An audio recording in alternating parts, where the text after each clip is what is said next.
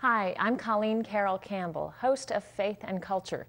Today I'm at the Cardinal Rigali Center in St. Louis to talk with pro-life media pioneer Carl Landwher about marketing the pro-life message. Please stay tuned.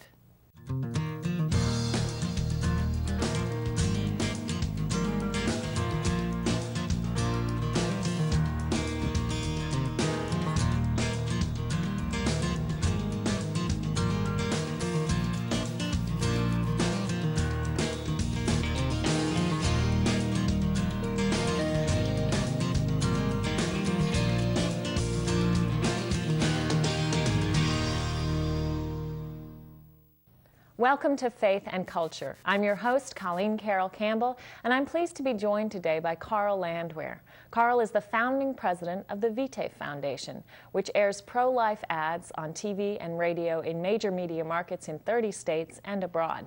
Welcome, Carl. Thanks for inviting me, Colleen. Carl, let's begin with your work on Vitae, how you got into this. I know you've been a veteran of the pro-life movement for decades, but specifically your work with Vitae, which began in the early 1990s. How did you find your way into pro-life media? Actually, my interest began as a college student, and a professor, for whatever reason, began to argue in favor of abortion, without having any thought about the issue at all. I just couldn't tolerate his point of view. I challenged that. That was back in 1969. And then in '73, I remember very clearly the court decision when it was handed down, and I tracked that very carefully, not involved at all. And then in '74, I really became involved more in the traditional kinds of activities. And then by 1990, myself and many others, John and Janet Ashcroft, just to mention a couple other founders of Vitae, began to believe that there was probably another way, an additional way, that we could deal with the issue of abortion. Because what were you seeing at the time? What ways were you trying that weren't making the kind of inroads you wanted? You know, Colleen, back in the early days, I think all of us began to see simply, I had a belief, I guess, that somehow if we just passed a piece of legislation, got one more candidate elected, somehow this terrible tragedy would go away. There'd be a human life amendment within years. And we found out after about 5-10 years of constantly dealing with this that while that's still a very valid thing to do, it really wasn't going to get the real issue addressed in the culture. Right. So you wanted to change hearts and minds. Why choose the mass media approach? That's a rather intriguing question, and I'm asked that frequently. And it really boils down to one key question. At that time period, about 1990, myself, among others, began to realize that maybe there ought to be some other venue that we would consider. And we started asking one really strategic question to business people particularly. If life was your product, how would you market it or sell it? And they all came back with mass media, communication. Okay. And in terms of the messages of the pro-life movement, I mean, I think, especially for a lot of pro-lifers my age, there's a sense that the pro-life movement has always had a very overtly positive message, very pro-woman. But of course, although we know that's the reality on the ground among the vast majority of pro-life Americans, the media perception hasn't always been that way, right? I mean, hasn't there sometimes been such an emphasis on the negatives of abortion that your approach in 1991, when you founded Vitae, was actually kind of revolutionary and new, wasn't it? It definitely was, because there was, and still today, a myth that somehow one pro-life message fits all. And a key question you have to ask is, with 120 some stations to choose, obviously you can construct a message for each one of those particular audiences. Right. So those days are gone, hopefully. But yet not everybody's totally come to grips with the fact that there are multiple ways to communicate that same message to a unique individual, because of their unique background, that has more powerful impact than just back to that one message fits all. Just somehow tell people that little baby has toes and fingers. That's a very valid point, but it takes more than that. You got to get into, as our research has taken us, into communicating to the right side of the brain, which is the emotional side of the brain. And women and men know about, at least subconsciously, the humanity of the baby. So you have to get way beyond that, have to get into yet another sphere of the brain. And what is the message then that you need to give in that setting? Or I suppose there are a number of different messages, of course, because you've done so many ads. But what has some of your research shown in terms of messages that really hit home with people who are a little bit waffling on this issue? Right. There's a lot of things that could be said about that, and I'm going to break them down into two big categories. If you're trying to change the culture, you're trying to change attitudes, trying to educate, you really have to use cognitive dissonance. That's a very complex concept in which you cause people a little bit of dissonance, a little bit of uncertainty, but yet you help them formulate ways to resolve that dissonance. That would be one type. Another area. What would be an example of that, an ad that actually did that or helped people do A good example of that would be the ad we used as firefighter. This is a young lady who is in a firefighting situation. She's saving a little baby in a home situation, a home fire. And what we did there was we created dissonance by simply presenting to the audience the challenge to look at this messenger, not a man, not a older person, but a young hero. In fact, this ad was done right about the time of 9/11. Firefighters were heroes. Right. So we put a messenger up front that in the culture was a hero. So all of a sudden you wonder, now wait a minute, if I'm here and I'm really in favor of abortion, then I'm in a situation where I have to look at this attractive young firefighter that I admire and say, if her mother aborted her, then she wouldn't be here.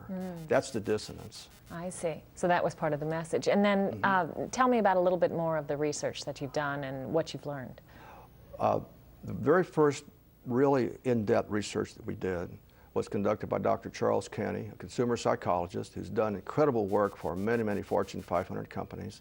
And what we did was to commission Dr. Kenny to communicate or to investigate how best we could communicate with this audience on the right side of the brain. That's the emotional side of the brain.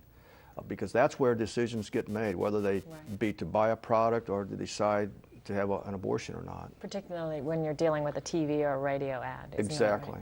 that right? And so how did you carry that out into your actual work then? Well, once the research is finished, you have to then really digest the research, study it, and then put the creative to that research. The creative has to match the research. And then you begin testing if you got it right or not. And after extensive testing, then you roll it out, and then you measure through opinion polls, all sorts of other different techniques, whether or not the ad actually created the impact that you wanted. And I've noticed with a lot of the Vitae ads, certainly you feature a lot of women.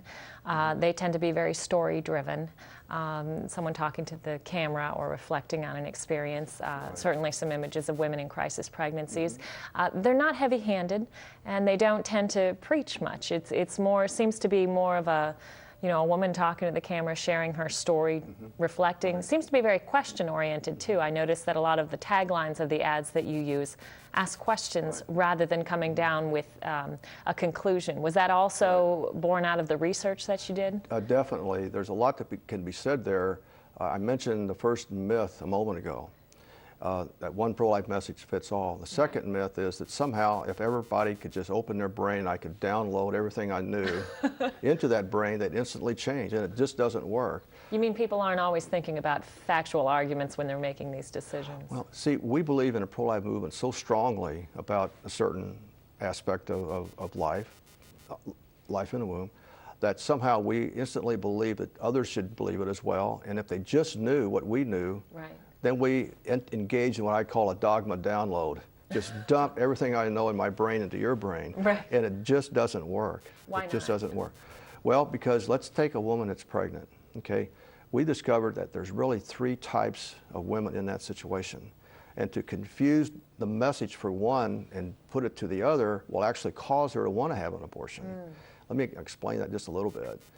First, the three groups. There's a woman who is pleased to be pregnant, may not be married, but really wants to be a mom. Okay?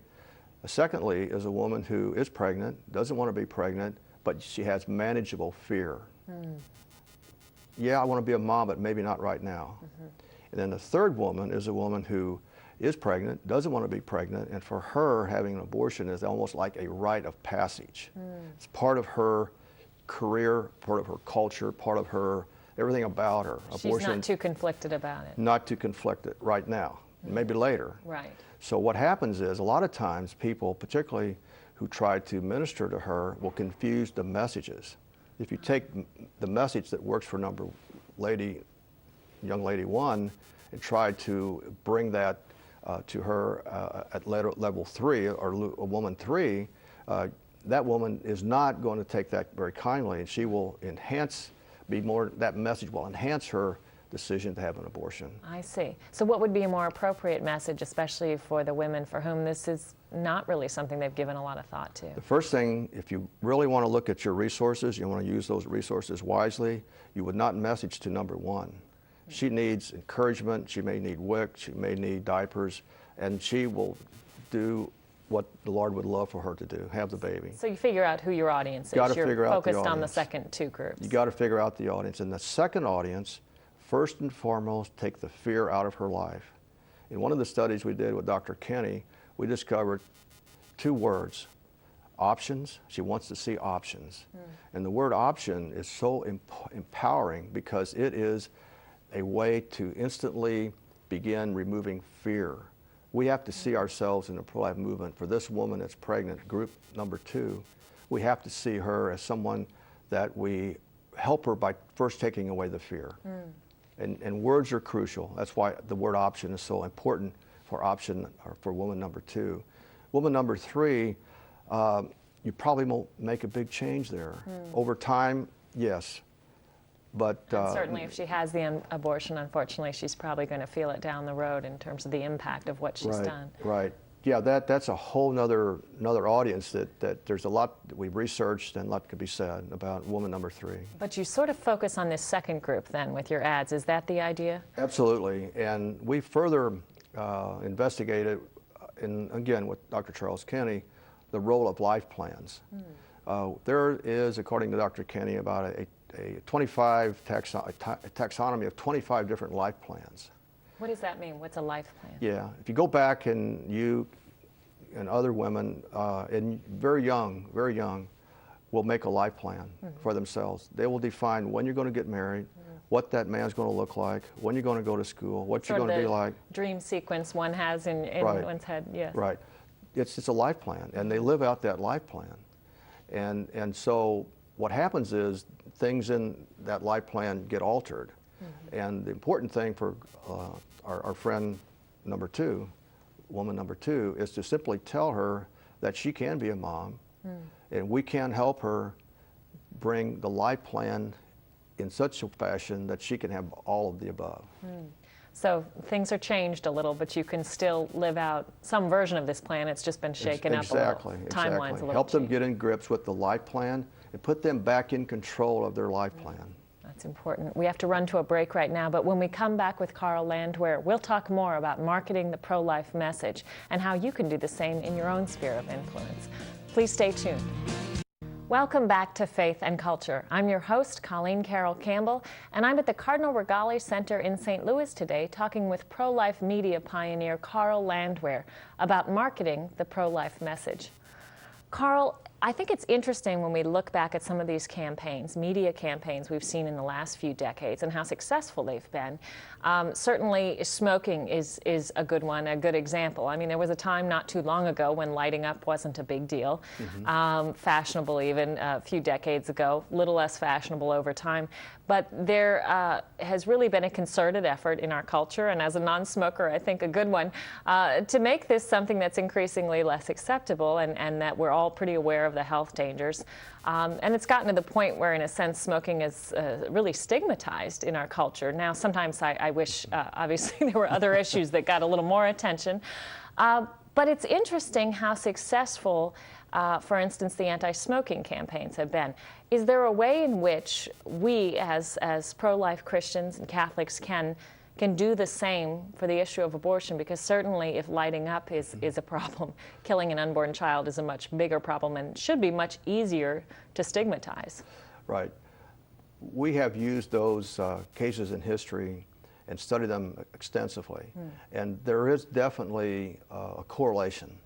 And the big vision of Vitae is a culture in which people find abortion unthinkable.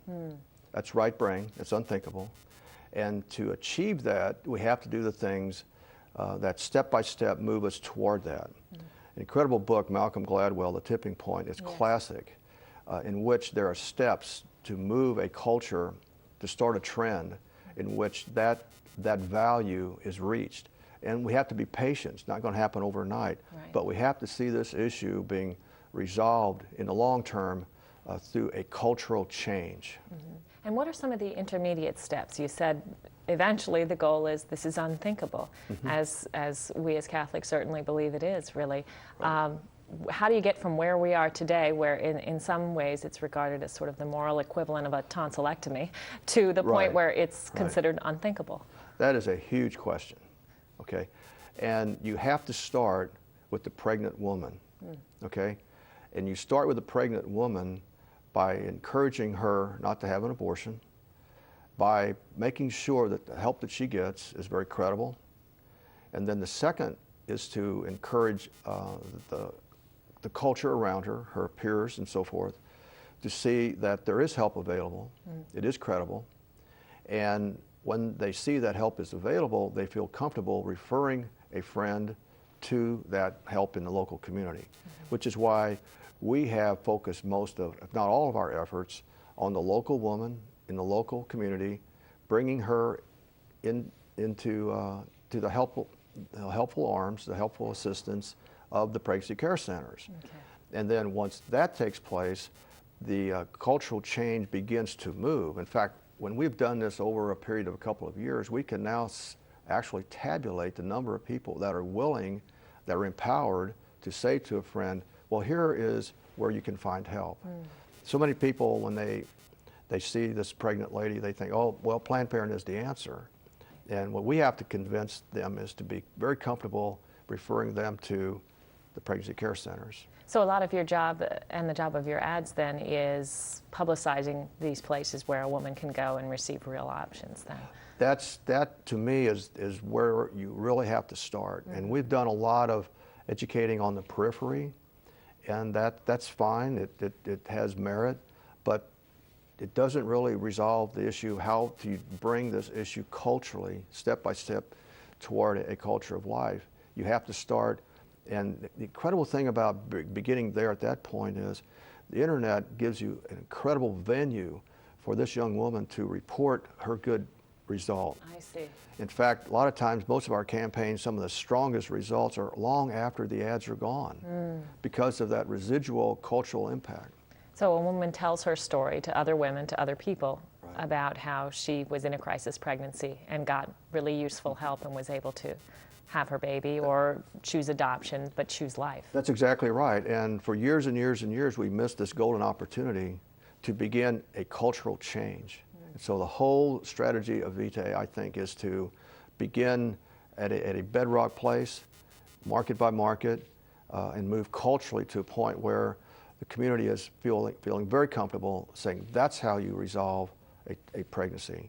And then when the numbers start going down, and they are going down, begin setting up another message, which is, now why is that happening? Maybe abortion isn't in the best interest of women, thus yet more cultural movement. Right. Now you have ads running in subways in New York, you've got them in media markets, Dallas, Santa Ana, California, and you've had interest from, 14 countries abroad where these ads have been sought after. What kinds of things are you doing on the ground? What kind of venues are you bringing these ads to? The first thing, I think, is to find out, and we do this by internet studies, different ways, to figure out what is that target audience, where do they get their information? Right. And sometimes it may be on a college campus, it might be on a pizza box. Right. We got to find out where that is. Yeah. And keep drilling down that message and stay disciplined in that message until we have more young women going to, we call the pro-life store, the pregnancy care center, than the abortion store, the abortion clinic. When we own that market, people know where to find the pregnancy care centers, and they know they're getting good service. All of a sudden, we're now competing straight out with the abortion clinics, and that is so important. Right. What would you say to someone who thinks the pro-life message is too profound and too elemental in a sense to be marketed, who's a little turned off by this idea of niche marketing. Well, aren't we just manipulating women if we're kind of zeroing in on this market or that market? The abortion industry has been doing that for years. Yes, that's true. Okay, they have a unique message for Hispanics that's totally different than blacks. And if we don't use niche marketing, if we don't get ourselves really zeroed in on what is the right message for the right audience, then we're losing countless lives uselessly. What about the idea of a positive versus a negative message? We talked about this a little bit in the first segment. Certainly you go to the March for Life, you see hundreds of thousands of mostly young people marching for life, usually with signs that are very uplifting. You know, Jesus saves and forgives, so there's a better choice for women, that sort of thing. But usually on the periphery, there are some with the large placards of the bloody fetuses. And, you know, invariably the news media flock to that person and get him on camera as opposed to the hundreds of thousands with a different kind of message, one that's a little less threatening. Do you see a role in the pro-life movement for the people with the pretty graphic placards, or do you think that sets the cause back? If it is, it's very limited in my estimation. The role of the more scary. You can't really invite somebody to dialogue with you by scaring them. And let me give it a test case. We interviewed young people, and that to me is the heart of the future for the pro-life effort, young people. So we picked young people, and we gave them the bloody picture on the placard, and they rapidly moved away. They had nothing to do with that message. Take the same demographic, the same picture, in the context of a medical setting, discussed by a doctor or a nurse, they were enamored by it. They wanted to know more. Marshall McLuhan is right. The medium is the message. So how does that apply? I mean, how could you then use that in terms of an ordinary Christian who's out there, and in addition to, of course, supporting organizations like Vitae, but how could they use this information, this research, these approaches in their conversations with people? Right. You have to not do a dogma download. You cannot believe that all that this person needs is to have them learn and hear what you know. You have to invite them to a dialogue. And unless you invite them into a dialogue by questions that intrigue people, you'll notice in our ads there's a lot of open-ended kinds of questions that get people thinking. Right. And I think that to me is the real strategy. Why is it, for example, that a drunk driver who takes the life of a child in utero goes to jail? A doctor taking the life of the same age baby is paid a fee. Isn't something strange here? Right. That's the kind of thing that I think creates enough cognitive dissonance that you control the way that dissonance is dissipated. And are you able to track the results of your ads? I mean, do you hear back? Do you have any tracking mechanism to know which ones are more effective than others? What we like to do in a strategy where we're helping pregnancy care centers build brand awareness, build awareness of their services. We track every woman that we can coming into the center, how she got there, what venue she chose to get there. All those venues are tested. We try to then determine what was the final play out of that decision. And when we can get that young woman into a pregnancy care center to have an ultrasound, nearly 85%, this is a national study, will carry to term. So we just have to get her connected, and that's the big disconnect. A lot of young women really don't know that help is available. There was, of course, a big controversy over a Super Bowl ad not too long ago with Tim Tebow, whose mother knew that she was pregnant with him, her fifth child. But before she knew she was pregnant, they were serving as missionaries in the Philippines. She'd taken some medication that the doctors believe would have left her unborn child deformed and rendered her pregnancy life-threatening. So Focus on the Family devised an ad, didn't actually get into any of this, just simply sort of referred folks to their website to hear the story of this difficult pregnancy and why she chose life.